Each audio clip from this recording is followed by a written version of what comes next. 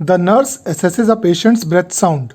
Which one requires immediate medical attention? A patient who has crackles, a patient who has rhonchi, a patient who has stridor, or a patient who has wheezes? The correct answer is the patient who has stridor. There are mainly four kind of abnormal breath sounds: crackles, rhonchi, wheezes, and stridor.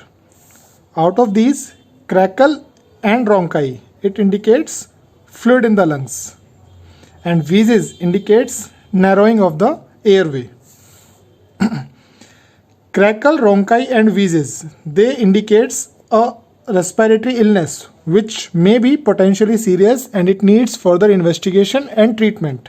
But stridor indicates respiratory distress, which may indicate a possible airway obstruction, which is a serious problem and it requires immediate medical attention. Thank you.